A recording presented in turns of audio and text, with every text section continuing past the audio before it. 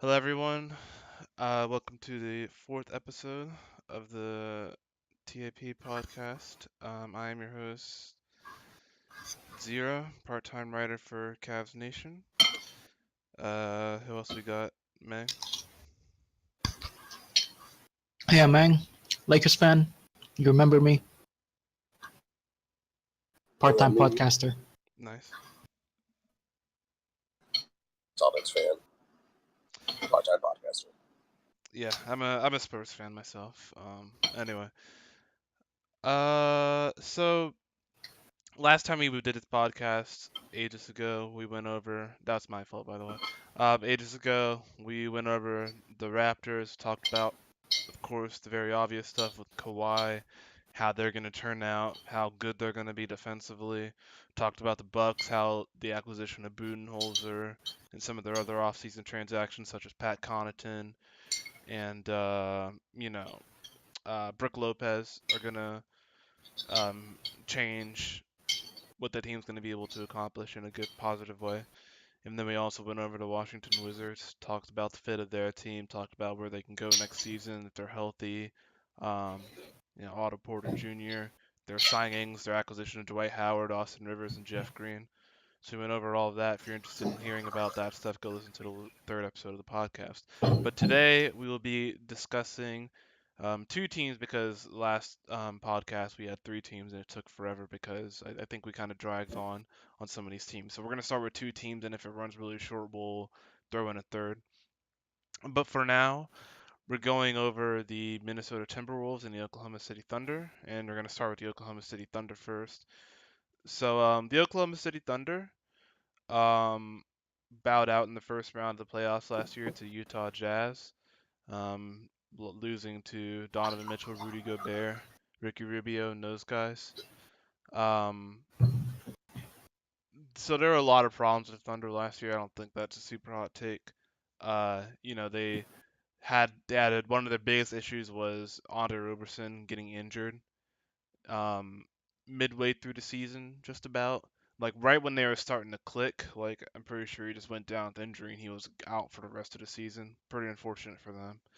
Also, Carmelo Anthony turned out just to be an overall negative asset for them, and he just made the team worse when he was on the floor, especially in the playoffs. Because I cannot tell you the amount of times where I was just watching Donovan Mitchell would absolutely just abuse Carmelo Anthony on defense, and it was pretty tough to watch, and I can't imagine being an OKC fan and having to watch that. So addition by subtraction, getting rid of him, and they also had some other they also had some other interesting transactions this summer. So just off the top of my head and from looking on the World here, we have they acquired Dennis Schroeder from the Atlanta Hawks through a did the Hawks buy him out or was he traded for a He Melo? was traded with Melo. Okay, Traded that's for right. Melo. Yeah. All right, yeah. So he was acquiring the trade from Melo. The Hawks are very adamant about getting Schroeder off the team, in order to basically give Trae Young the keys to the vehicle, the keys to the Basically, they superstar paid vehicle. they paid $27 million to get rid of Dennis Schroeder. Yeah, Pretty much. yeah, because the Hawks immediately just bought out Melo. Yeah. So yeah, they were very desperate to get rid of Dennis Schroeder just because of some of the issues he had in the locker room, and he kind of and it would and him and Trae Young coexisting when the Hawks very much want to give Trae Young the keys to the franchise. Um, isn't a recipe for success, especially when Schroeder kind of would probably be like, well, I'm more experienced, I've been on this team longer, I'm better than this guy, I want to start over him, and that's just the problems waiting to happen. So they were very desperate to get rid of him, and they did, and they were able to acquire Melo and buy him out immediately. Also, they acquired what's his name, Nerlens Noel, um, Yep. off out of free agency, former Dallas Maverick, and they're even taking a chance on him, probably a backup center. What else did they do? Um, I know there was. Oh, they also got Timothy Luawu Cabarro from the Philadelphia 76ers. And I think they traded him to them, I believe. Yeah. They have And some yeah, he was traded. He too. was traded. Yeah. What are you saying? They just signed their I guess their draft player, the drafted player. This was it Diallo, whatever his name is. Hamidou Diallo. Yeah. Yeah. Yeah, they signed him to a 3-year, $4 million deal, rookie contract. He was drafted by the Nets, but then it was traded to the Hornets and then Yeah. traded to the Thunder. So yeah, he had a decent summer league. So yeah, that's another guy they can add to the rotation. He's a guard. Also, Devin Hall from the second round. I'm a Virginia fan, so hopefully he does well in OKC and they can get some minutes this season. That'll be exciting to see. I think I'm just ready to go overseas. What'd you say? He's going overseas, I'm pretty sure. Who? Devin Hall. Oh, really? Okay, I didn't know that. Oh, yeah, I'm looking at the Roto World thing. Yeah, he signed with a team in an Australian National League. That's right. Okay. Um, so let's go over just our off-season transactions first. How do you guys feel about? I'm guessing the ones that'll get minutes are like TLC, Dennis Schroeder, and Nerlens Noel. So, let's start with you, Meng. How do you feel about those guys in their addition to the Thunder?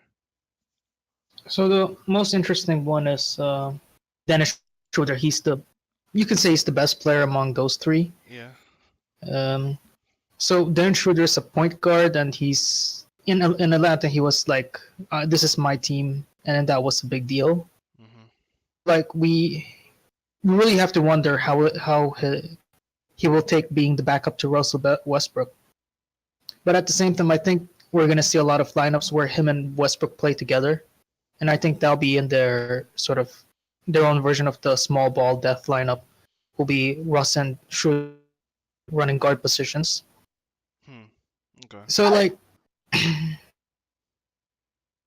I don't know. Like I'm looking at like that. That's when I hear about that when you say they're gonna play together. It's like there's be literally no spacing in that lineup. Yeah, that's a problem. Like that's the Well, thing. There's like literally no let's spacing actually there. save the spacing discussion for a little bit later. Let's just talk about the players right now and how they're gonna add to the team. Because I definitely want to talk about the sort of lack of spacing in this team, but we'll save that. I didn't mean to well, interrupt you, but yeah. a season ago he was. Then Schroeder had a season where he was 30. So Hmm, bring it back to that level. perhaps. That then it'll be fine. And maybe if Westbrook gets to play more off ball, and then maybe then he can bring his maybe where Westbrook is good at shooting off catch and shoot when he's open, rather when he's taking contested jumpers. So maybe like from off ball players, your spacing is actually decent. Okay. Um, I think I guess I'll move on next. Wait, did you talk talk TLC and Nerlens Noel a little bit, man? TLC, it's okay. It's not a big deal. I don't think it's a big deal. He just played what 15 minutes per game in Philadelphia last season. Yeah, I think he was a pretty good shooter though, and we could add some shooting if he Yeah, I manages to mean fit him in. he's not a He bad was not a bad stretch four Yeah, or something like that. Like, he's I thought he was more of a guard, wasn't he's a small forward, he? Oh, yeah, okay, this okay. guard forward. So and he's too skinny to be a power forward. And he shot only 33% from the three last season. So Okay, okay. All right, so maybe he'll um just be kind of an end of the bench guy. yeah, back up to Paul George Maybe. will be fine. And with Noel, you know, he had a lot of attitude issues in both teams. So I don't know. I guess he's in case of emergency break glass type of player. He'll be like he's backing up Steven Adams, and I guess that's fine. And if he's really good on one night, they can use him a lot, and he'll be effective. But It's nothing. It's not nothing too much to be hyped about. I'm a bit like I feel like I'm a little bit hyper as well because he's still young at least. Like he's not like an old player. He's about the same age as Jeremy Grant, who they also have to their starting power forward. So I mean, I don't think it's terrible. I think this could be a move for him where he could come in this team, learn how to like play with some veterans, some pretty good veterans, and then figure it out. I think where he was in Philadelphia and the Mavs, that wasn't great places for him to try and like figure things out. That was kind of like it was in the especially in Dallas. I don't know if they were ever trying to like win consistently, right? That's all they were doing in Philadelphia was losing. So maybe now that team wants to win and actually will win, it could change his attitude about it. Yeah, that's fair. Yeah, that's fair. Yeah, perhaps it could happen, but I'm not. I'm not holding my breath for an. So I guess I'll share my thoughts. Dennis Schroeder, I think that'll be interesting to see how he mixes Russell Westbrook. If he can like take a back seat and be fine with that and be fine as like the sixth man and embrace that role, then I think he's gonna work out really well for the Thunder. But if he has attitude issues, then it could get pretty ugly pretty quickly. And it is kind of concerning that Atlanta wanted to get rid of him really, really quickly. Um, so and he's run into some trouble off the court as well. So that could complicate things a little bit. So we'll see. But I mean, he's a talented guy. What are the What? What are the charges on Dennis Schroeder again? I forgot what they were, man. But it was I forgot what they were. Charges, you said? Yeah, he got in trouble with the law. Oh, it was aggravated battery. Whew. Yeah, so that's tough. Yikes. Yeah, yikes, indeed. But hey, I mean, he's a talented guy. Um, he guy is really good at mid-range and getting to the rim, and he can get hot from three sometimes. So he'll for sure have games where he drops like 27 points or whatever, coming off the bench. But he had that he had like a 41 or some point game against like the Jazz or something in Utah, which is pretty impressive considering that's Utah home court and Utah had Rudy Gobert back at that point, so they're like one of the best. They're like the best defense in the league, and that was when they went on that crazy run of like after they got Rudy Gobert back, where they just looked like unstoppable, and the Hawks beat the Jazz in that one game. So there's a lot of good stuff that he can bring, but there's some X factor with him as well. Nerlens Noel, I haven't exactly watched him. I didn't exactly watch him much while he was on the Mavericks, but I mean, he's young, like Jimmy said, at least, and there's some talent there. So if he can, if he's really driven to show that he's still that guy who's capable of getting that big contract, then um, I think he can be effective in a backup role for them. Like he's not going to be Steven Adams, but he should be like a decent backup center at least. And then TLC, maybe a decent end of the bench guy, get some minutes in the regular season in case there are injuries that happen. But the primary backup for that small forward or shooting guard would probably be like, excuse me, Alex Brenus. So yeah, I think they made some decent. They did as well as they could in the offseason. I think they're gonna be better than they were last year at least. Since they lost Melo, and they got um someone who's like a bit younger and a little bit more of a spring chicken than like Raymond Felton to back up at point guard. Even though I loved Raymond Felton last year, but Dennis Schroeder's just a little bit more talented at this point, and then Noel, solid backup center. So we'll see how that goes. But overall, I found their offseason acquisitions to be like okay. So yeah. Mm. Schroeder averaged more points than Melo last year. Oh Lord. Of course he did. Yeah, of course he did. And I bet Shooter is more efficient too. Yeah. I mean, Shooter's not really an efficiency king, but like, I mean, Melo last year was pretty ugly. I got a question for you guys. How much starting like 3-point shooting are they going to have in this team? Like Oh, one player? okay. Let's move to that next. So I'm guessing their starting lineup's going to be Westbrook, Roberson, Paul George, um, Patrick Patterson, and Steven Adams. I think Patrick Patterson's going to start most likely. I mean, you hope, or else you only have one shooter over like three who shoot over 30%. Or sorry, yeah. I mean, Honest, Patrick but Patterson shot see, like he had on low attempts. He's a pretty good 3-point shooter. He's a career 37% no, shooter. he's good. Like Yeah, he's those a two are good. good. It's just those two pretty much that are going to be starting. Then it's like a Brenus and a Nader, and like who else? I think it's like maybe Felton.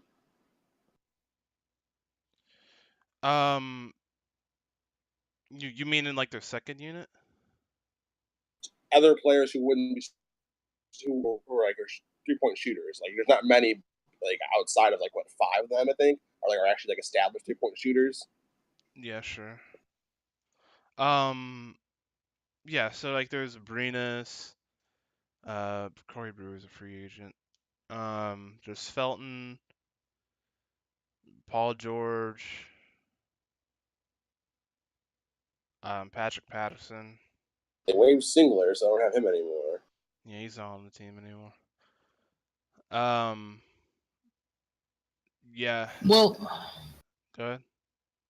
I guess like if they focus on defense with the tandem of Paul George with tandem, they can negate a lot of the no 3-point shooting in the starting lineup by just getting out on the break. I think. That's true. They'll be able to run a lot for sure.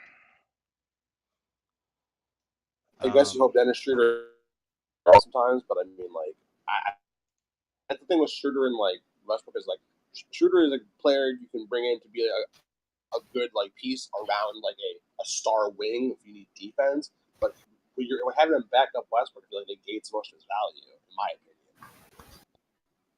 I can see that. I just think that Jeremy Grant has shown flashes of having like a stroke with the 3-point ball, but um yeah, I wouldn't exactly trust him to like be a bomber or anything. So like Yeah.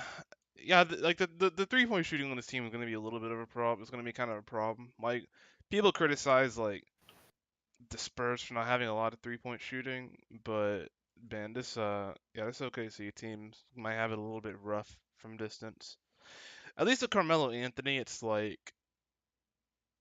he had some gravity out there, I guess.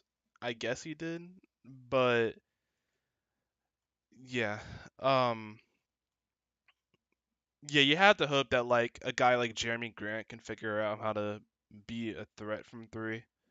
Because if he and Abrinas can come off the bench and be like respectable 3-point shooters, well, we already know Abrinas is a good 3-point shooter, but if like Jeremy Grant can kind of grow as a shooter, I think that would make the bench unit work a lot better, I think. And honestly, Jeremy Grant might earn himself a starting spot if he learns how to start shooting the 3 ball. Well, who will he take over? Patrick Patterson. Patterson. Because I mean, like, if you watch that OKC Jazz series, like they were way better when Jeremy Grant was on the floor compared to like, compared to Melo, of course, but like he's more athletic too, and then yeah, like, yeah, he's really good. Like he's pretty good defensively, and if he's pretty like not a good shooter or a good like scorer, and he needs to be, that would be a good plus to have out there. yeah, I agree with that. I think especially like athletically and defensively, like Jeremy Grant's is gonna be a really nice option at the power forward spot. You can also run in small lineups too at the 4, so that's nice.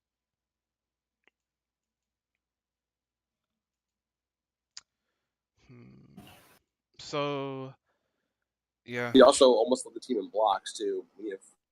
Oh Yeah, that's Steven pretty Adams on the impressive. team. That is quite impressive. Yeah, then you're right. So how about yeah, so like you asked a question about the power forward rotation. That's gonna probably be like Jeremy Grant, Patrick Patterson, and then like what? Uh Noel, maybe if they want to play Well, Steve Adams. yeah, slide George up to the 4. I guess you could do that. No, you should do that in certain situations. What do you think their small ball lineup will be? I think it's gonna be like yeah, that's a good question. I think it's gonna be like well a good way to start is like you like who for sure is gonna be out there. So like Westbrook, you probably put Schroeder out Westbrook and there. Paul George are for sure gonna be out there. I think So you definitely put like I'd say Westbrook, Schroeder, Roberson, Paul George, and then one of those like three younger like forward you put in the like center a position. Brenus maybe. Well, okay, I You don't know. know, I don't know if you want to close games with no Brenus. Steven Adams. See, I'd I was wondering the same thing too. I'd put Steven Adams like My thing is if you can replace Steven Adams with someone else and still get the same like defensive like production in a small ball lineup, that's fine. But if you can't, then yeah, you have to put Steven Adams out there. unless But you're hoping that you can get the same kind of production, defensive like stopper from like Jeremy Grant or like Patrick Patterson or like Nerlens well putting them in there instead, because they're more of a like a more athletic than they can run the court better than I guess Steven Adams could on a small ball lineup. I think you have to put Steven Adams out there just because he's like the but third like best player on the Thunder. on the half court, you can use Steven Adams as some facilitating. I don't think you can do that with the other you mentioned. I think you have to like, That's true. yeah, I think you probably have to put Steven Adams out there. So like Westbrook, Paul George, Steven Adams, and then like But Roberson, I guess. What? don't you no I'm saying to Mang's thing, don't you help with the playmaking by having Dennis Schroeder out there, another point guard in the end? Well, you can always I think you should have as much playmaking as possible. Especially players who can make really quick passes, really quick decisions. So that as soon as they get the ball, they don't hold it and just immediately set up for someone else. I mean, you're getting like what 13 assists a game in that lineup just alone from Schroeder, Westbrook, and Paul George at least. Well, you should get it up to. You should double that, I think. Yeah, I think. It's hard to do that though when you have spacing issues though. My point though, it's like you can't really create when you have a whole lot of spacing issues and like playmaking doesn't do a whole lot. But who can we replace Steven Adams who will give spacing? Patterson. Who? Patrick Patterson. Yeah, Patrick Patterson. Can he play center? Sure, Patrick Patterson, but no one else, right? Probably not if you want someone who can space the floor now. Yeah, so can Patrick Patterson play center? Like, I'm intrigued by that.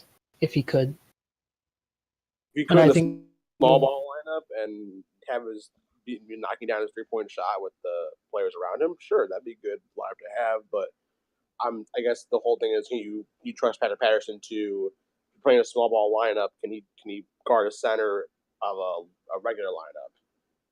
That's the only thing you're worried about, I guess. Everyone's small ball. I Can Patrick guess. Patterson match up with a center on another team? Well, if he's like forcing, if you can score more points with Patrick Patterson, then you're allowing just do that and force the other team to play small ball as well. Yeah. Yeah. So I mean, yeah. So like, I mean, it depends on what you want. Like, if you really want, if you need more offense and defense, then I guess you can like throw in a guy like a Brenus maybe. But if you really want to just lock down and close the game, and like be able to run small, then I guess you do something like Westbrook Shooter. Because like, if the Westbrook Shooter pairing can work out, then that's like fantastic. But if it doesn't, then I mean, you just put in Roberson out there or something. I don't know. But you don't have a lot of playmaking outside of Westbrook, which is tough. But um, so like Westbrook, Schroeder, Paul George, and then like shoot Jeremy Grant maybe and Patrick Patterson. So yeah, that's something you can go with. If the Westbrook Schroeder pairing works, it would be a really fun team to watch. I agree. I think they could be. I could see them being very dynamic in theory, if they work out. I mean, they could be an extremely dynamic duo. I mean, I would hope that happens if like Shooter can get his perimeter shooting. Like that's fine with me because I just don't know if both of them out there will be able to one will be able to play off ball all that well, like effectively. I guess would be a better word.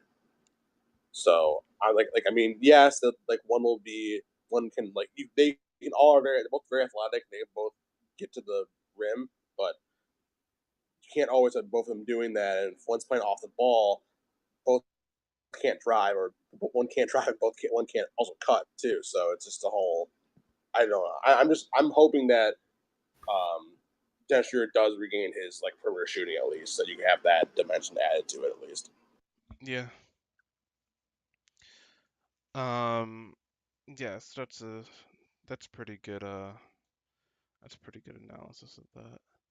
What else did we have here? Uh. um. So yeah, let's talk about Roberson. So actually, currently, I just saw on Roto World that Roberson's not actually cleared for 5-on-5 contact work yet. A little bit concerning. But hey, I mean, if he can at least like get cleared for that work soon and like be ready for training camp, I guess. I mean, training camp's very soon, so you hope he could be ready by training camp, but it looks like he might be struggling as far as that goes. So yeah, what are you guys expecting from Roberson? Do you think they're gonna be like kind of where they were last year with Roberson? Like, what do you like? I guess you kind of know who Roberson is in terms of like the player he is, but like, do we think that bringing Roberson back is gonna like bring them way up? Like, are they gonna be? Is that gonna change like how far they can go in the playoffs, or what are you guys' thoughts on the Roberson's return? Start with Jimmy.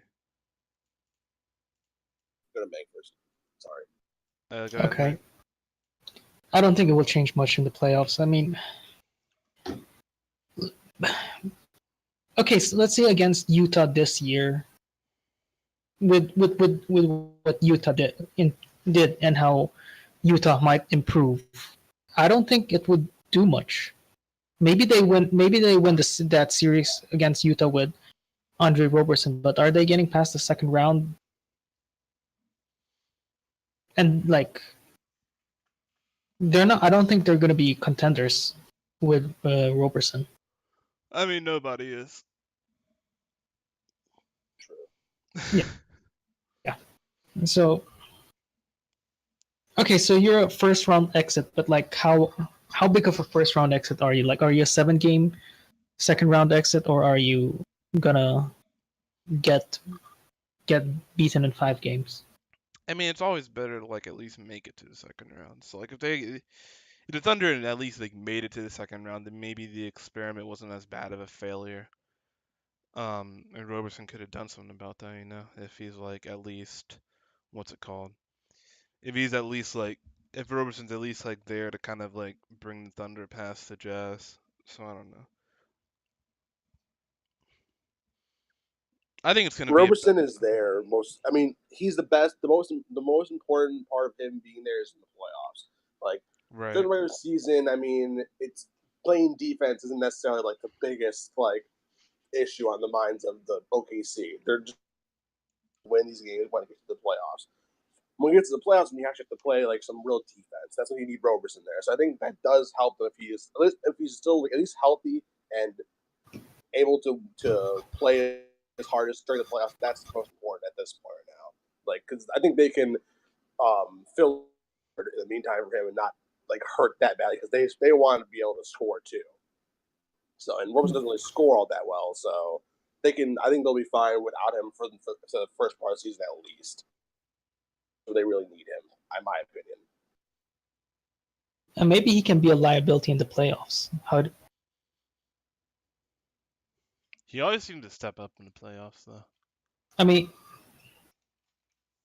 2 years ago when they played the Warriors, like Warriors were just leaving him. They weren't guarding him. They were just going around. Yeah, that's sometimes they do. They Yeah. hide their worst defender on him because he really can't score. And I mean that is the liability. That is the choice you make when you put him out there. He's a liability on offense, but he's your best defender. So, like, can you withstand a storm by having Westbrook and Paul George and maybe I don't know Patrick Patterson out there and Steve Adams? Can you withstand that? Like him being a liability out there offensively?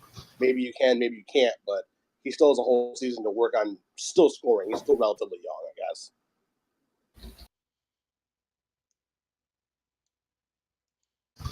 Yeah, he needs to improve. He's 26, but he did shoot 30% from three 2 seasons ago. So like, if he gets it up there, he will not be a complete liability. I I don't mean, think. he was fantastic in the 16-17 playoffs too. On the other hand, his 2-point shooting is really good.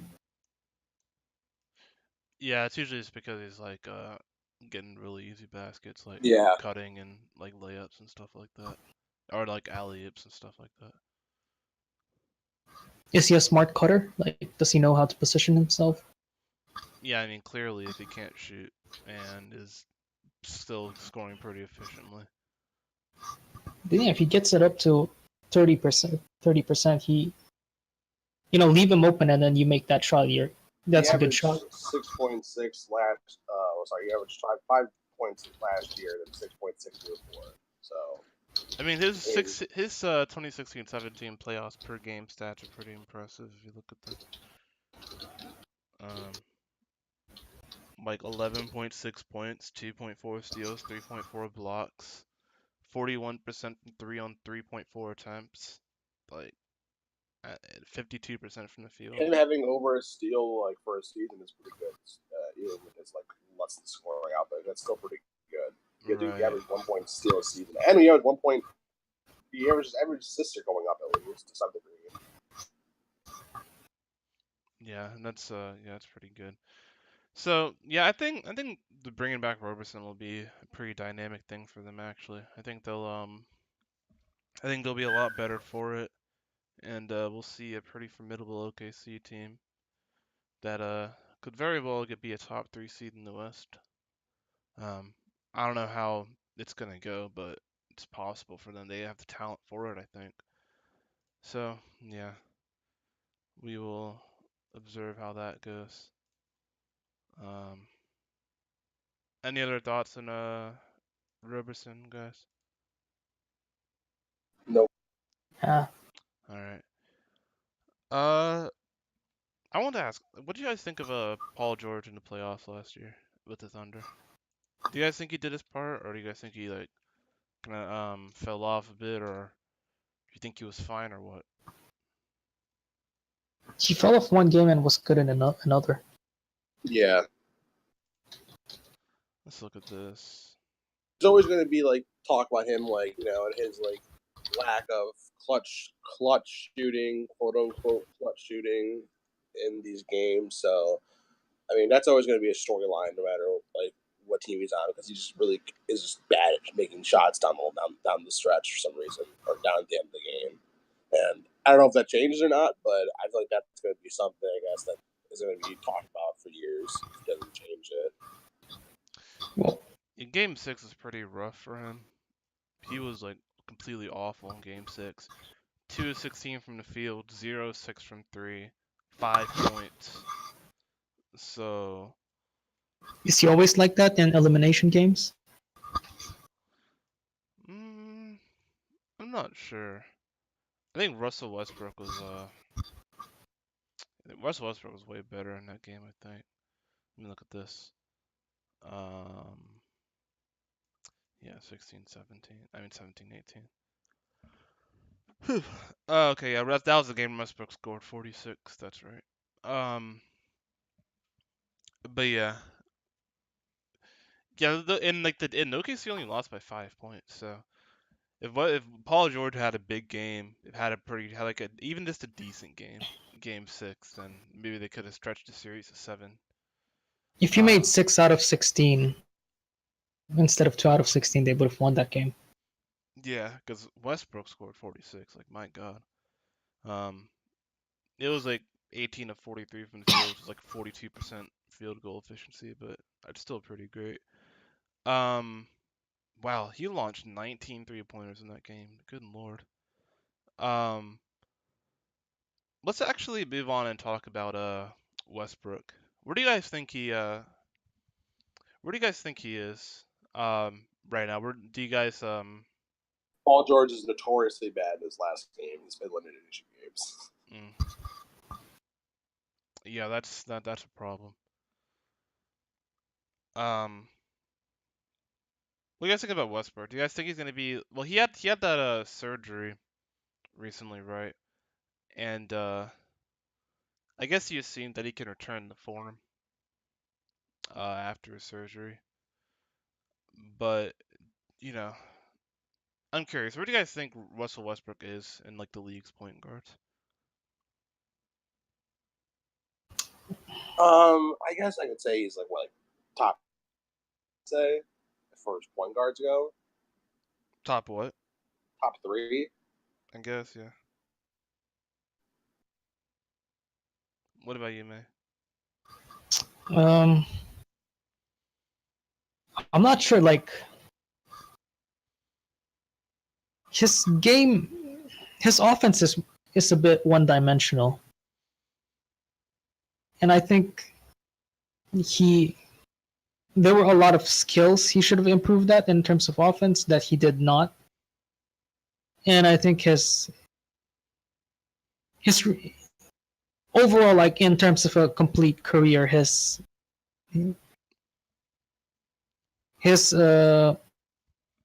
status is declining, I think. And like as an offensive player, I wouldn't want to be my main offensive option. I would like him to be getting triple doubles, but not being the main facilitator. Really? Because he's a very good facilitator. I mean, not in. Yeah, I would like someone else to be setting up other players all the time. Like, let's say for another position, for example, if it was Westbrook and Jokic together, I would rather have that than Westbrook whole offense. Yeah. Yeah, I mean, yeah. I mean, but Jokic is like kind of an exception though, because he's an extremely talented like facilitator. Like he's probably above Westbrook, but I it doesn't mean you don't mean to say like Westbrook's like not a good facilitator or anything, right? No, I'm just saying that he's just average for a point guard. He's not, or I will say he's not ideal for like a first option. Okay, I can see what you mean there. I still think he's like probably the second best point guard in the league. I just think that, especially when his like three ball is falling, he's very much like I don't know if you guys remember, but do you remember like those games where OKC would play Golden State last season, and like Russell Westbrook just looked like the best point guard in the league. Um, like his three ball was falling, he was scoring efficiently, he was just doing everything. Like I'm trying to like some of these games against Golden State were just like I wish he'd play like that more often, but um anyway, man. Let's just go ahead and wrap up OKC. So we went over their additions over the offseason, went over Westbrook, went over Paul George, went over the return of Roberson, did all of that. Let's go ahead and go into some predictions as per usual. Uh, Give me a ballpark amount of games that you think they can win, and one other random prediction you have for the team. Start with you, Jimmy. For the OKC? Yes. I guess my prediction for them would be they get out in the first round again. They lose in the first round? Yeah. Okay. What's like a ballpark number for wins?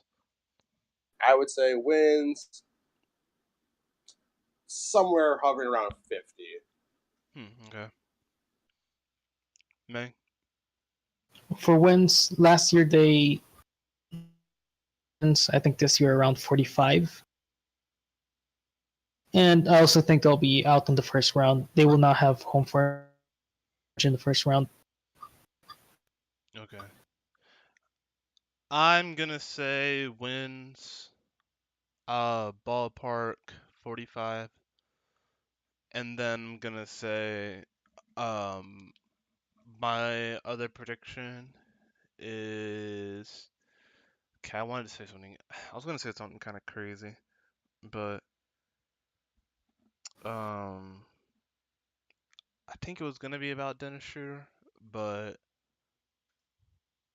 Does someone get traded? it's not a trade. But I'm just gonna predict that Dennis Schroeder and Russell Westbrook have their issues during the season. I'm just gonna say that. I'm That's gonna not. have Go ahead. another prediction. Or it's rather a wish than a prediction. Billy Donovan gets fired. That's not a bad one. That's not a yeah. That's a pretty solid prediction right there. I could see that happening. And Um, maybe David Fisdale? David Fizdale just started coaching the And, Knicks though. oh yeah, he did. Yep. No, I didn't catch up with that. Yeah, he's coaching the Or Knicks I now. just forgot Yep. about it. He's coaching the Knicks now. But yeah, okay, that covers OKC. So next we're gonna move on to the Minnesota Timberwolves. Um, so what do the Minnesota Timberwolves do? Uh, of course, we're probably gonna start talking about the Jimmy Butler nonsense. But in terms of like the transactions, you know, They signed Deng. They signed Luol Deng. oh Lord, they did. And the Timberwolves are coming to fruition. But they also acquired James Nunnally, who's a EuroLeague guy, I believe. They also got a two-way contract, C.J. Williams, who I believe was with the Clippers last year, and they're also what was it? Their probably like the biggest signing was Anthony Tolliver, who was originally of the Detroit Pistons. Also drafted Josh Okogie with the 20th pick, drafted Keita Bates-Diop with the 48th pick. But Anthony Tolliver is probably the biggest signing of all of them, just because of what he's probably going to be a rotational piece, and there's a very good amount of impact that he can bring to the team. Anyway, so let's actually just go. Let's just actually get right freaking into it. The Jimmy Butler stuff. So there's all the news on that. Uh, what I saw yesterday, according to Wojnarowski, was that apparently the main crux of the issue was between Towns and Butler, and it just hasn't been addressed this summer. So seems like they're not the biggest fans of each other. Um, Apparently they didn't spend much time together this off season. It seems like they just kind of have their different philosophies. It seems like Jimmy Butler is not too happy with like them not working super hard, them being Towns and Wiggins. So yeah, there's some issues there. Uh, what do you uh, what do you guys think of like the Jimmy Butler stuff and all of that? Let's start with you, man. I think he's leaving at the end of the season, but are they part ways with him before that? So I Yeah. I don't think it's something fixable. Like it's in Jimmy Butler's nature, and it's in Carl Anthony Towns' nature. They're just not two people who would get along. They're two different people, and seems like Jimmy Butler's not the kind of person that is open to different personalities. Mhm. So I think that's just done, and at the same time, I think that there are other problems with the Timberwolves that could that will make sure that will not allow the situation to get any better. Yeah. What about you, Jimmy? I mean, I doubt he makes it to the end of the season. I hope they're smart to trade him because it would be really just short if you don't have the inclination to resign at the end of the. You have two relatively young players who are pretty good, and if you can get something for Jimmy Butler, you do it and you keep building. It's clear this wasn't the issue.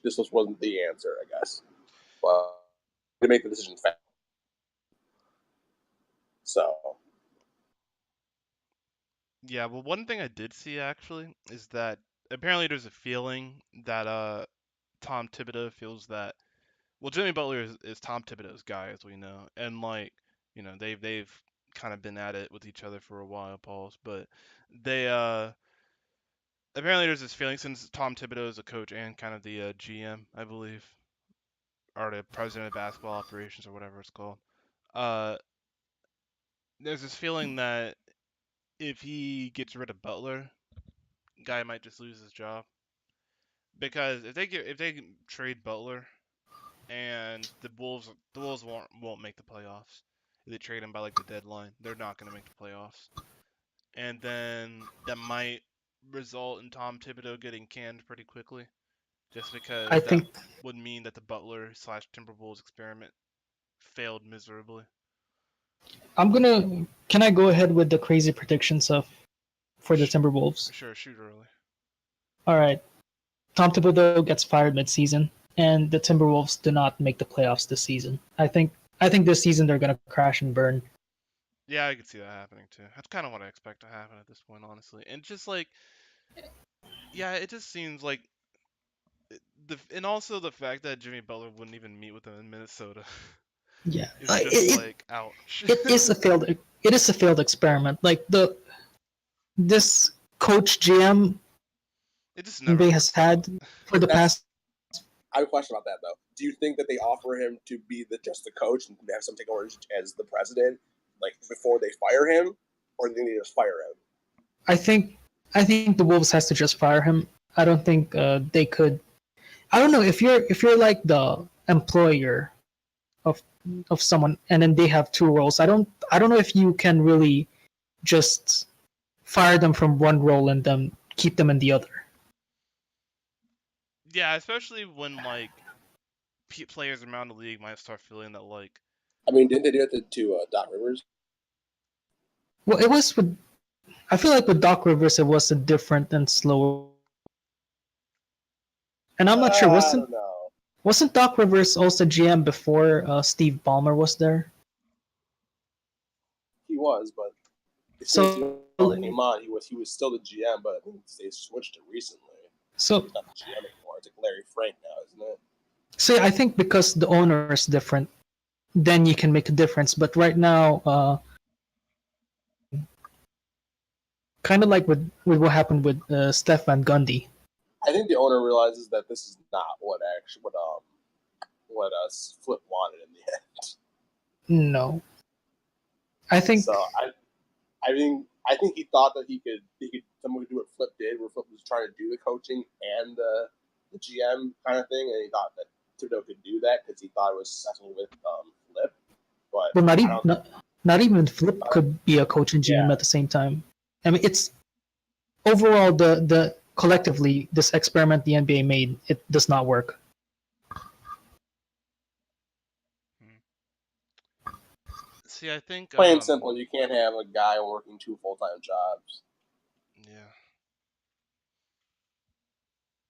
So I think that yeah, so we talked about how it could result in Tibbs getting canned if he just what's it called? Freaking trades Butler. But it kind of seems like it's what he's gonna have to do at this point because you can't really just keep around a guy who's not happy, especially when like Towns is holding his holding signing that rookie extension hostage. because apparently he won't sign it until a decision is made about Jimmy Butler. And this press release that Wojnarowski, and like when Wojnarowski was talking about it on like this show or podcast or radio show or something, he was talking about how like apparently Tibbs feels like they don't have to like each other to play with each other, which is just like, man, That's such a Tibbs. yeah. Tibbs. I'm just like, man, like it's not gonna work, bro. It's not gonna work. Okay, look, here it is. Here it is. There are a Is lot of that why issues. What? Mirotic punched? Mirotic got punched and they stayed in the same team for that so long because they can work things. Yeah. out. Oh yeah. Yeah, sure they can. So there are a lot of issues in the Timberwolves organization at all levels, from front office. I'm reading this from office to the locker room. One of the biggest issues is the disconnect between Butler and Karl Towns. Butler and Towns have had issues since last season, and this disconnect was not addressed this entire summer. Zero communication between the two. They're not going to get a good return on Jimmy Butler, so they would rather try and make it work. I don't know about that. Actually, I agree that I think because Tibbs has to feel like it, or Tibbs' job has to be really on thin ice. Like Yeah, it should be a yeah. fact. Like I this, like the think Wolves. that's a big part of this. The fact that Tibbs just wants to try and Yeah. keep his job. Yes, like if Tibbs thinks that the only way I can win is with talent, so just keep Jimmy Butler, and then if it doesn't work way, and if I trade him, and I'm doomed anyway. So the only, I guess, for the way Tibbs sees it, the only way to keep his job is if he has Butler. Yeah, it's like he's like in a race and like the car is like on fire and about to explode, but like it still drives. So so he's like, I guess I'll make it work. It's like his version of trading for Blake Griffin. Yeah. He's screwed either way, but like one way he's screwed allows him to keep his job for a little bit longer, so I guess he'll do that. Cause like I don't see how Thibodeau is like the coach even past this season, honestly. Like even if he keeps his job this entire season, he's probably gone next off season. So that's tough. And okay, so more.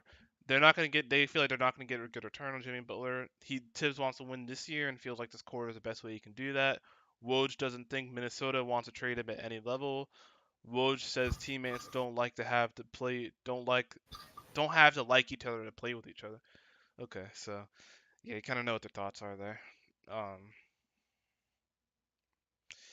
Yeah, it just doesn't seem like it's gonna work exactly, but it's gonna be very. Oh, and apparently Zach Lowe said that the Timberwolves are a prime implosion candidate for the next season.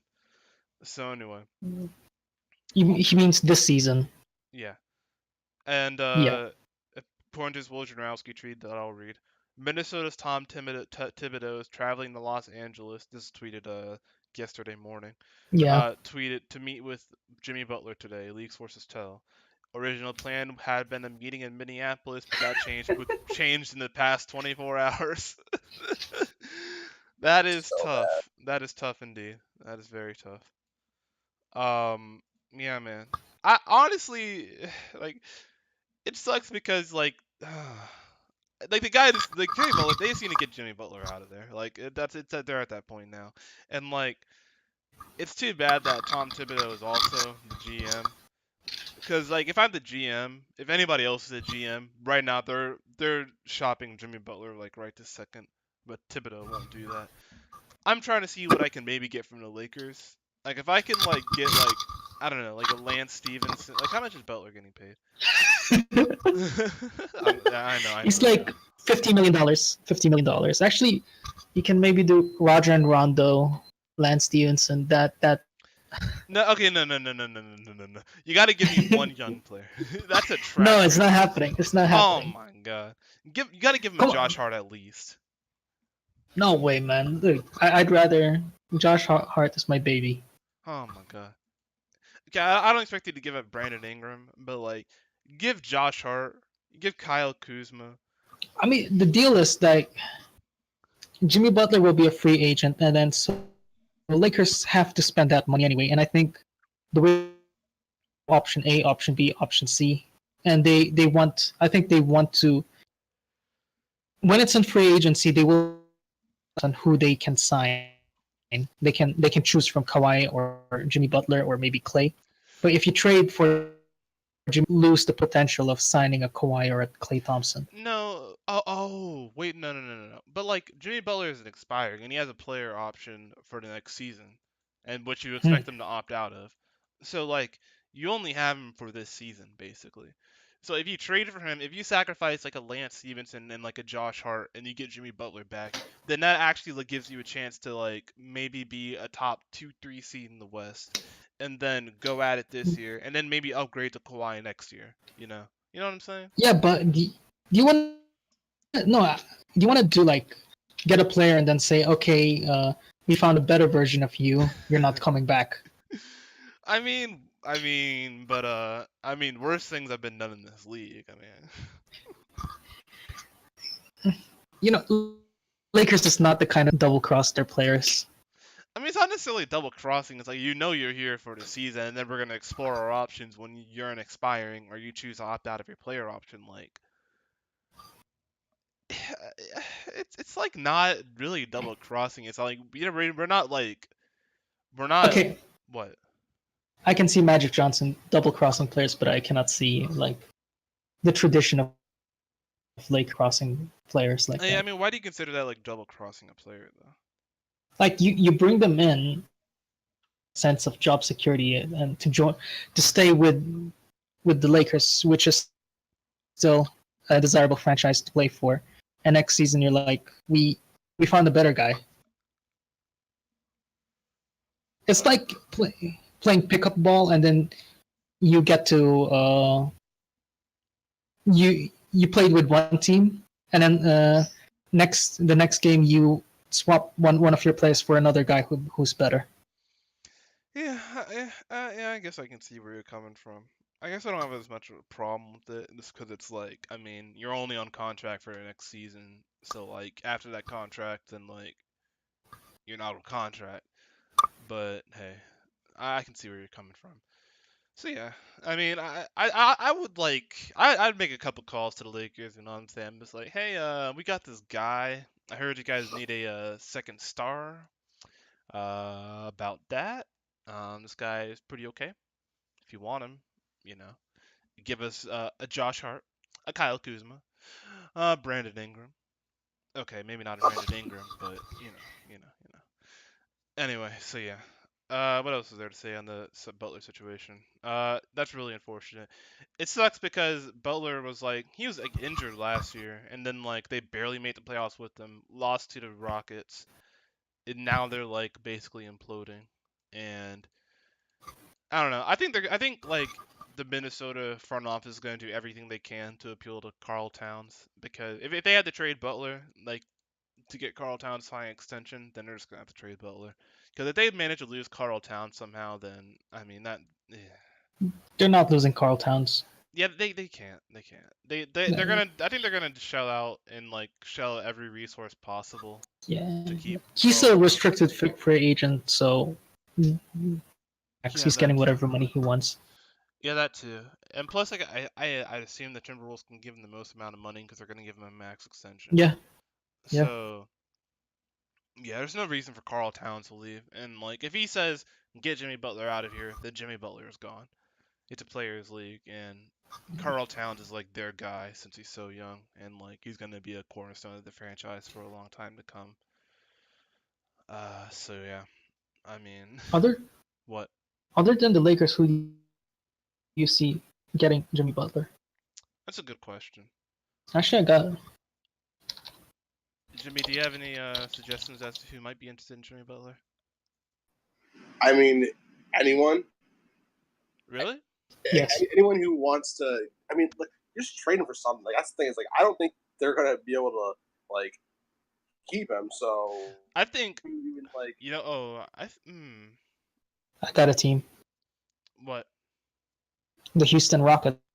I was thinking that too, like a little bit. I was thinking that a little bit. who are they gonna trade them? Who are they gonna trade for him? Like Brandon Knight yeah, Ooh, and ooh, Maury Sly Dog. Maury is sly dog. Match the numbers. Say PJ Tucker Yeah, that'd be one hell of a trade. or PJ Tucker. That will make the money work. I mean, you'd have to give him something. Yeah. You could combine, let's say, Maurice, Chris, and Nene instead of PJ Tucker. You have to give him picks. That's the only thing I would say. And I think they still have their draft pick, so. Yeah, I think I'd be like a little bit yeah, that could possibly work. That could definitely like take him to the next step. The Rockets to the next step in Yeah. I yeah. think it's happening. I'm gonna say it's gonna happen. Like, Brandon Knight will be available for trade on October 31st, and I think that's either like 2 weeks into the season. Hell, I think Maury has already talked to. Maury already called them up and made this offer. For real. You know what I was gonna say that might have been a little bit crazy. But the San Antonio Spurs. I was also thinking that, like, I feel like who could they give? I feel like Jimmy Butler would love to be on the Spurs just because of like Actually, I think so too. he Him seems to be and this him and guy. Pop. He seems to be this guy who just like loves order and like loves like no nonsense. And I'm like, isn't that what the Spurs are? Like, has Butler never been interested in the Spurs? Like, I mean, maybe you should think about it. I don't know though, because he's not necessarily the best 3-point shooter. I mean, he's better than DeMar, and like he's a better 3-point shooter than DeMar, and he's pretty passable. I mean, he's a career what? A career 34% 3-point shooter, but last season he was like 35% on 3 attempts a game. So I don't know. Hey, and plus like that would be a great defensive presence for the team to have him at the 3. If he could be more of a defensive player, then that'd be like a fantastic addition for the Spurs. And I think the Spurs might even have a couple of young players that the Wolves could be interested in, like a Davis Bertans, even Pau a Gasol. What? I mean, And $4 million in contract. yeah, if you want to like make the money work, then there's Pau Gasol. He's still earning 16 million. So like if you want to like throw in Pau Gasol and then like a rookie and then like a young player who's on a cheap rookie, or like 1 or 2 young players on cheap rookie contracts, Yeah. then that could possibly work. But Davis Bertans on a 7 million contract. So maybe like a Davis Bertans if they're interested in him. I think Davis Bertans is a Davis good. Bertans, you have to wait till January 15 Oh, because that's he was right. signed as a free agent. So Oh yeah, that's right. And then they may not. what? They may not have enough time. Oh, that's true. Oh yeah, he might already be gone at that point. But Ooh, actually, I think this is who we should be rooting for. who? The Pelicans.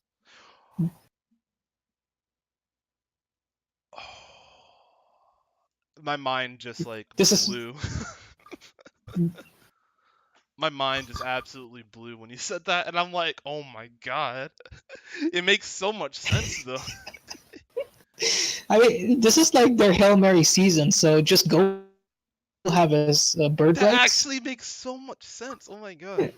Like, hey, come play with Anthony Davis, and that would be. I'd like to see that. I would. Yeah, I would. That would be one very interesting team to watch. Because that's what they need too. They needed a wing player Yeah. who can defend and make some shots, so that Drew Holiday and Anthony Davis aren't having to do everything. That'd be perfect. Man, if they could make the money work on that, and like you could like dangle a valuable enough piece in front of Tibbs to like bite on that, oh man, that team would be nasty. They would easily make the playoffs. They could have a run at dethroning the Warriors at that point, I think. Oh, and I got the player they could send him, like, and Tibbs would go crazy. Who? Nikola Mirotic. Good one. Wow. Nice. So Mirotic and say Etwan Moore. Yeah. Maybe if you can like send them like I don't know. Maybe they want Um, cut hair Alfred Payton, who's just basically a star player at this point. Um, who knows? But for the sake of NBA basketball, I'd love to see that happen. That would be That could something. save New Orleans and Anthony Davis. Yeah, it would. I think it would. Especially because they would make some kind of a run in the playoffs for sure. That could convince Anthony Davis to stay, especially if they keep Jimmy Butler. Yeah, because at the rate they're going, like they're gonna lose Anthony Davis. But if they could pull that off, then oh yeah, they can keep him. So I like that a lot. I really like that a lot. At least in my head, I like that a lot. So we're gonna have to keep an eye on the Jimmy Butler situation. But anyway, we've been talking about Jimmy Butler all this time, and it's been really fun. But there's other stuff that Timberwolves did this offseason. Um, Anthony Tolliver, let's talk about him. What do you think he can bring to the team? Start you, May. Anthony Tolliver, yeah, turns out he has really good stats. Yeah, his 3 point. She's a 3-point bomber for sure. Yeah, like Pretty much, yeah. 43% from three. That's crazy. And That's on like solid attempts too. yeah, like almost 5 attempts a game. So stretch four next to Carl Anthony Towns. Go for it. Oh yeah. And that's your. And he will he start? Uh. See, they got Who they start? Oh yeah. He will. Because yeah, Bielitsa started last year, and he's gone. yeah. So yeah, he's gonna start, and they could actually score a lot of points and continue the Wolves culture of just focusing on offense. Yeah, no, I think he's probably gonna start next to Wiggins, Towns, Butler, and Jeff Teague. So yeah, that could work out very well for sure. He's a 3-point bomber. You know, if maybe if Wiggins can learn to facilitate a little bit, then he can find Bielitsa, not Bielitsa, but Tolliver. Yeah, Tolliver is a good replacement for Bielitsa, and he will be extremely effective for them. I think he's gonna have a great season with the Wolves. Wolves will love to have him, stuff like that. Jimmy, do you have anything else to say about Tolliver? I mean, not too much. I mean, he's a great 3 point shooter, so you get that, and I mean, that's just it's money in the bank for them because now you have either a great starting stretch four or a stretch four off the bench to knock down shots whenever you can. So I think it's a Yeah, great move by them. yeah, it's a solid move. I yeah, I'm a fan of that addition. Uh, One thing I also noticed that Kevin Garnett apparently said is that Derrick Rose should start at point guard for Timberwolves. What do you guys think about that? I think Kevin Garnett is wrong. Why is that? Jeff Jeff Teague is just better. Like I mean, he seems to I be don't know why like would you. I don't know. He seems to like kind of like over dribble a little bit, and there are definitely times where he wasn't great last year. He had some rough patches last season, so I don't know. He can still shoot better. I He guess. can still move better. He's still a good facilitator. I think I just love what Derrick Rose did in the playoffs last year. Man stepped up. Uh, man, Cavs would have loved to have that, but uh, I mean, if he can sort of do what he showed in the playoffs last year, Derrick Rose, that is like shoot, like I'm not saying he should start, but I mean Derrick Rose should definitely earn himself a lot of minutes. Guy scored 14.2 points a game, 2.6 assists, um, 70% from three, but it's only on 2 attempts a game. 51% from the field. Like Derrick was great in the playoffs last year, that's for sure. Okay, then if Rose is playing well, then just keep him in the game. Yeah, okay, yeah, that's fair. Yeah, I like what Derrick Rose does. For them. I mean, he's more of like a shooting guard. So I'd maybe run him. I'd like to see lineups of him next to Tyus Jones. who I think who Tyus Jones is quietly very good for them last year. I think at some points he was actually just better than Teague. And there was like a point in the season where Teague was injured and Tyus Jones was just killing it. So he is a oh, and Tyus Jones played 82 games last season, so there you go. He was good for them. But what kind of lineups would you guys like to see the Timberwolves run this season? What do you think could be some interesting ones for them to experiment with their personnel? Can I assume that they will not have Jimmy Butler? Sure, you could do either. I don't know. I kind of want to see Andrew Wiggins playing some four, Yeah, it could be interesting. just where they give this like really light, really small ball lineup. It's just like seeing. Yeah, he kind of likes to do that post up move where he like spins a little bit, kind of like and shoots it. He kind of likes to do that move a lot, so maybe the four could be suitable for him. Well, it's about like rebounding and the rebounding He's never been a and the very good defense. rebounder though. No, he's not. Do these? I mean, I have to ask though. Do the Timberwolves really need to do a small ball lineup? Because I mean, like their Yeah. bigs are really good at like spacing the floor though. Yeah, they already got Karl Anthony Towns. Yeah, because Towns is going to be playing whatever small ball lineup they run anyway. Like you assume that Butler, I guess, if he's still there. Okay, let's assume Butler's not going to be there. Okay. You assume that Wiggins and Towns are going to be out there, I guess. I guess you have to have Wiggins out there because of how all that money they're paying him. I guess, right? I don't know. Yeah, Yeah. he has to be Yeah. out there. Yeah, and maybe you throw in like Tolliver. I don't know. I don't know. Maybe I don't know how good he is defensively. I'd maybe worry about that a little bit, but then Dude, again, you if also they have don't have Wiggins, who's Jimmy nice. Butler, who starts at 2 guard? Do you have Wiggins start there then, or what? Yeah, you got, or you can, yeah, you can start Wiggins there, or Derrick Rose. yeah, you can do that too. I think.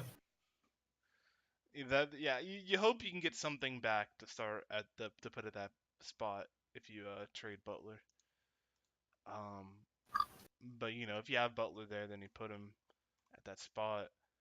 Um, shoot, I mean, ideally you put Wiggins at like the 3 or the 4, and maybe you put Tolliver in there if you want some shooting, if you're trying to make a comeback. But I don't know how Luol Deng's gonna be. Taj Gibson, he's still on the team. Yeah, Maybe you put maybe you put him at the 4. and Tolliver at the 3. No, yeah, maybe, and then like Mhm. Wiggins at the 2, and then just like Yeah, Teague or Derrick Rose or Tyus Jones, whoever's playing well at they're point not guard. a very deep team right now. It doesn't seem like it. I mean, you hope that Luol Deng can like still play the game of basketball, but Yeah, I'm rooting for Luol Deng to succeed a little. I can just hope he can get back on the court because that'll be fun to watch. But uh, and Gorgie Dang, like I don't think you want to put him in closing lineups or in small ball lineups. Like he can be fine if he's just like playing at the beginning of games, but yeah, Shabazz Muhammad's also on the team, but he's probably just a Oh yeah, he's still on the team. he's also just a he's kind of just a regular season piece, but we'll see if Luol Deng can still play basketball, and maybe he'll get into like some closing lineups because he could possibly be a 4, and he could possibly be a small ball 4 because that kind of seems to be the position that Yeah. he can cover now. And if he can do that, then yeah, he'll probably earn himself a spot in small ball lineups, but we will have to see. All right, what else with the Timberwolves? Oh yeah. Okay, let's talk about Andrew Wiggins. So Andrew Wiggins, who I think we can all agree has been pretty disappointing He was very disappointing last season with kind of like what he contributed with the team to the team, and he was just not the third option that the Timberwolves needed.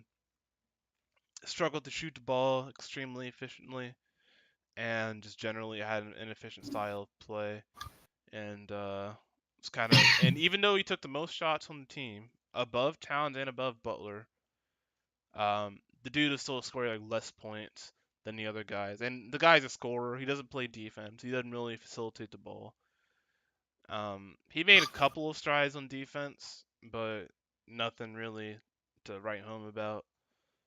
Um, let's just start with this. What do you guys think? What do you guys if there's one or two things that Andrew Wiggins can do better, um, that he should be doing better on that can help the team a lot, what do you think they are? Start with you, Jimmy. The Andrew Wiggins you said? Yeah, the Andrew Wiggins can do better. That like will I, help the team a lot. I was looking at his like stat line. I guess the one thing I was like really looking at is his I want to say his playmaking is could be a little bit better. I guess. I mean, if you're going to be out there on the wing and you want to be one of the stars on that team, you got to be able to play make a little bit. You can't just be like the guy who scores. Right.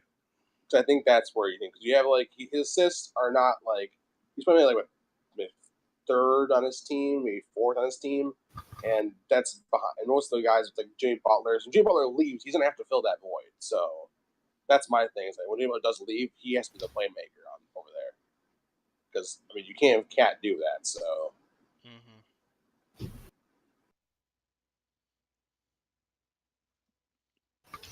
What about you, man? I think defense and rebounding. He's so athletic. He's so explosive, and he's quick. Like he just has to be a more physical player. Yeah, it's an element of it.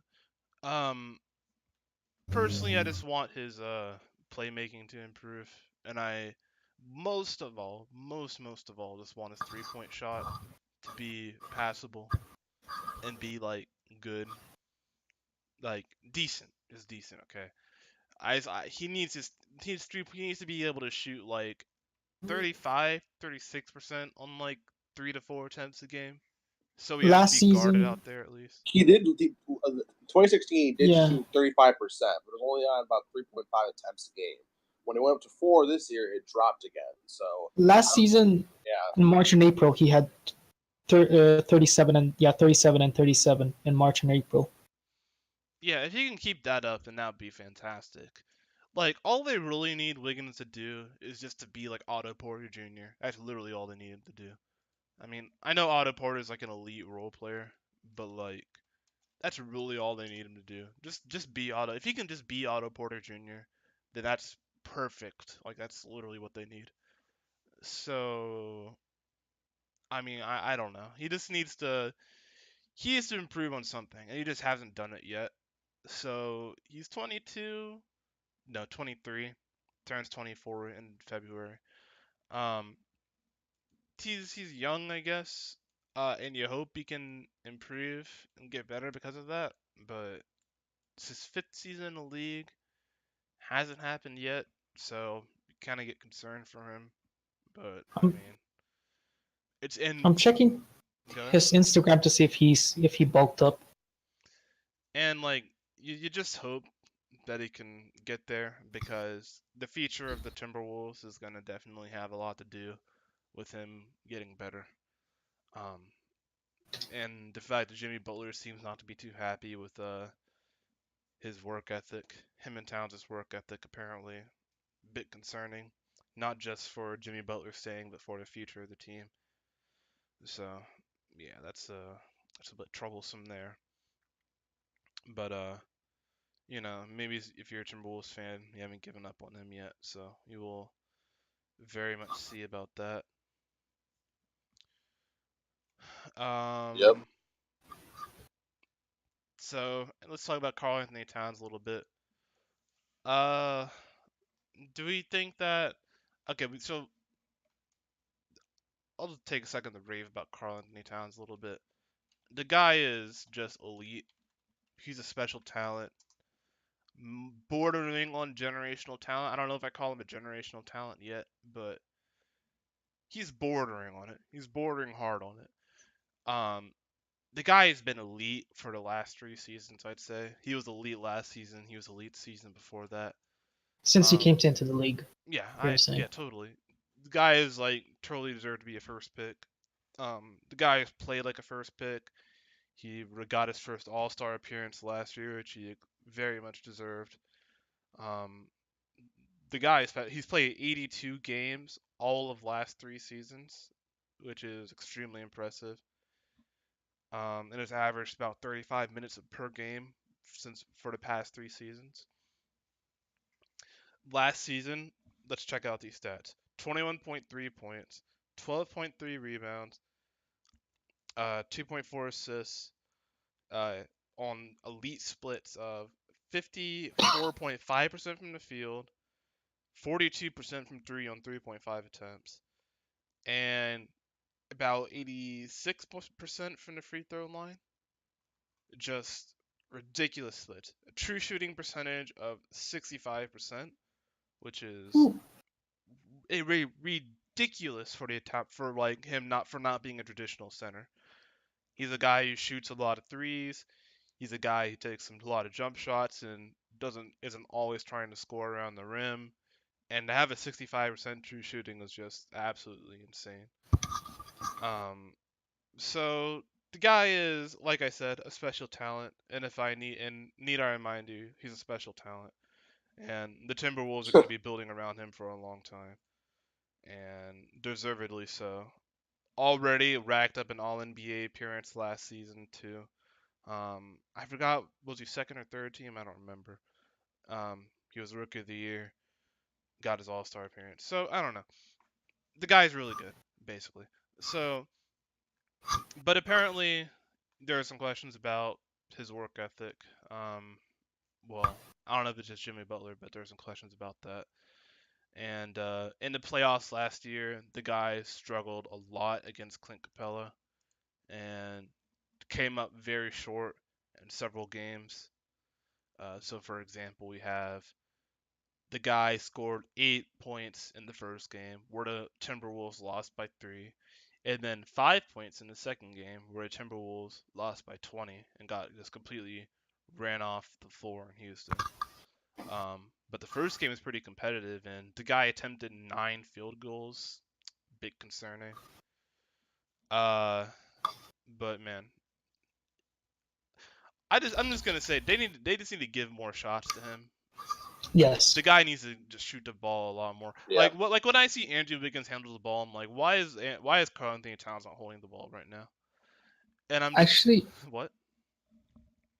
his assists are like 2.4 last year. I think they should go up because they should give him the ball more, especially like at the top of the key, and he should do a bit of more facilitating. Like they should just use him more. They should just. I mean, he's not Nikola Mirotic. He's not Nikola Jokic, No. but like Nikola Mirotic. Do they have the same Jokic. first name? Yeah, they have the same Yes, first they do. name. They do, Okay, yeah. okay. I was like spazzing out for a second, but okay. So yeah, he's not Jokic, but like, so I don't expect him to like be facilitating the ball at the top of the key. Like, and I wouldn't want to try and make him Jokic either. Like, I still try to use him mostly as an offensive weapon in terms of like, if I give him the ball, he's probably gonna try to get it into the basket and not facilitate much, because I don't really mind if he's not facilitating a lot just because of how good of a shooter he is. And like he doesn't seem to have like a lot of talent as a passer as a guy like Jokic does. So like I don't really mind if he's not doing that, you know. His usage is at 22%. Towns is? Yeah. Huh. That's like And horrendously low for a guy like Towns. Wiggins is 23% last Oh. year, Okay. and Butler is 24%. So he's the lowest among those three. He should That's be unfortunate. number one. Yeah, he should be the highest easily. And it really shouldn't be that close. Yeah, man. The only thing that concerns me is how like disappointing he was in the playoffs last year. But I mean, I guess I would discredit that more to Clint Capella being really good. And like, but I don't know. It just seemed like during some of those games, Karl Anthony Towns kind of shied away from the ball. So I don't know. That's something he's got to work on. He can't do that again. He's gonna have to be better in these games where they need him to score big. And in the last 3 games, he had 18, 22, and 23 points. So he needs to do that more often instead of just scoring 8 and 5 points in the first 2 games. Because maybe if he had a 20-point game in the first game, they probably would have won if he had attempted more than like 9 field goals. So I don't know, maybe confidence is an issue for him, or maybe Clint Capella is just that good. I don't know. Let's actually talk about what we think happened with him in the playoffs last year. Start with you, Jimmy. I mean, it's they. I mean, they ended up getting into the 8th seed, obviously. So Mm-hmm. they kind of just fell into that really because they kind of free fall. Like they were like what, a 3rd seed at one point in the West, and they just free falled super hard down to the 8th. Jimmy Butler got injured, and I mean, and it just showed when they were playing. Like you saw flashes of what they could be, but they just couldn't be consistent throughout the series at times. And it was just like you were hoping they could beat the Rockets and like get a few games and do that, but it was like towards the end you're just like, yeah, I don't know if they're gonna be able to do this. And it was just like you're just hoping though. And I wanted them to at least try to compete a little bit more with the Rockets, but I don't know. I guess it seemed like Jimmy Butler had realized that this team wasn't going to go very far. Mm-hmm. Okay, man. I'd like to say like you could consider last season they had an 8-game playoff series since the game against the Nuggets. Oh yeah. In that game, he had like 26 and 14. So I don't know. Maybe that was a game that mattered. It mattered just as much as any of the playoff games. That's true. So I think maybe he just like got cold feet, or yeah, I think he just got cold feet in the playoffs, and maybe also the other team, they figured out something. Yeah, perhaps. Yeah. So yeah, I just personally I think it's just like Clint Capella being really good. Probably. Yeah, and Yeah. yeah, it was the Houston Rockets, so they probably figured out something. And Yeah. perhaps the physicality of Clint Capella was just too much for him. Like, we know that Karl Anthony Towns has a problem with physicality. Yeah. We always I'm thinking of that one picture of him like running into DeMarcus Cousins, and DeMarcus Cousins is standing there, and Karl Anthony Towns looks petrified. Hold on, let me see if I can find it. Karl Anthony Towns, DeMarcus Cousins. It's like a meme now. Uh, let me see if I can find this picture, but it's pretty And yo, great. Clint Capella was scoring over him, so Yeah, this picture. um, yeah, I always think of that picture, but yeah, in terms of physicality and Clint, that was getting to him from Clint Capella. So you hope he can get better with that. So what else is there? so Go ahead. since Tibbs will not be the coach soon, who would you like to see coach them? Like who, or like what kind of coach should should they get for these young Wolves? Maybe they just hire someone who's like in-house, or maybe they just hire someone who's like, I don't know, because I don't really know any big names on the market right now. Maybe they get someone from Europe to come over, try to bring someone up from the NCAA, possibly. I don't know. I think there's like a lot of different things they could do. You just want to try and bring in someone who you think can speak to Towns and light a fire under Wiggins' butt. So there's a lot of different routes you could go. You just have to need a coach who can talk to those two, can speak to those two guys mainly. I think it's the most important thing. Maybe the return of David Blatt. Perhaps that could happen. Okay. Actually, What? This might go a bit into the personality of Carl Anthony Towns, but maybe Becky Hammond makes her debut with the Minnesota Timberwolves, Oh man. the soft Minnesota Timberwolves. I don't know. Maybe Pop's brewing something up for her to be the next coach of the Spurs since she got moved up to the front row of assistant coaches. So I don't know. Maybe she's already got something on her plate there. We'll see. But hey, Yeah. possibly. We never know. I mean, how do you know? I mean, perhaps by the time Pops actually retires, she'll be fired from her job. It's not unlikely. Maybe. Oh, yeah, you mean like in 15 years when Pop retires? That's fair. I But yeah, was thinking like 2 or 3, but yeah, same thing. maybe 15 years. Okay, so that pretty much goes over all the Timberwolves things. Let's talk predictions. And ballpark win totals. So I guess part of this is going to be if Jimmy Butler gone by the deadline. I'm gonna say I'm gonna say yeah. I'm just gonna go Yeah. say yeah. He's I think gone by we the all deadline. agree he's Yes. going to be gone.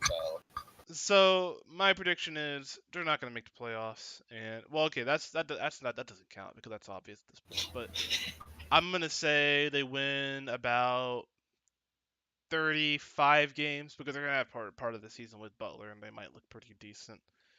35 games, and my prediction is you already took the one where Tibbs is fired, so I can't say that. Because I was gonna We can say all say it. um I'm gonna say I predict that Luol Deng is gonna look like a competent basketball player, and that can mean a lot of things, but he's gonna look like a competent basketball player. That's a very wholesome prediction for what we just talked about. Yeah, true.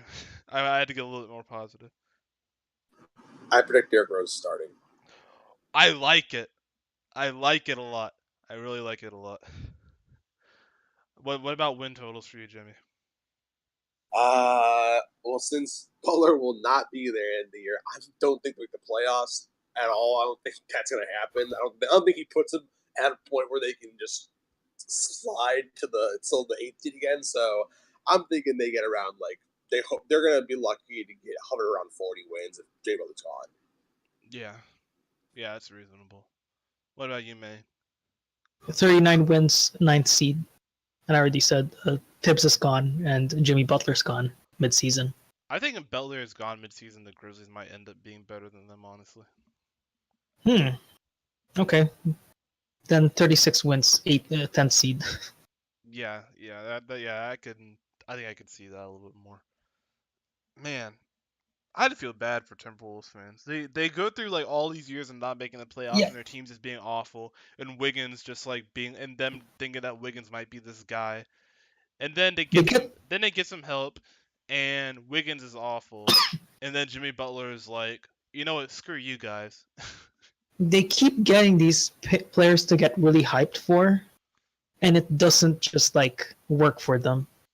They just have like one star in the sky at this point, and that's just Karl Anthony Towns, who is like Yeah. the light at like the end of the tunnel, but there may not be an end to this tunnel right now. It's just that's tough. And you assume Jimmy Butler's probably gonna get traded by the deadline. There's no way this shit can work. And Tibbs probably gonna get canned too. So yeah. Yep. Oh, Timberwolves. Oh well. I think that does it for this podcast. Thank you everyone for listening. Next episode we'll be going over. I think we're probably gonna do Trailblazers and what's another team in the West that's gonna be contending? Not Utah Jazz. contending. Oh yeah, we'll do the Trailblazers and the Jazz. Those will be two good ones to cover. So next time we'll probably do the Trailblazers and the Jazz. And yeah, that's it for now. We'll see you on episode 5 of the podcast. I'll see you guys later.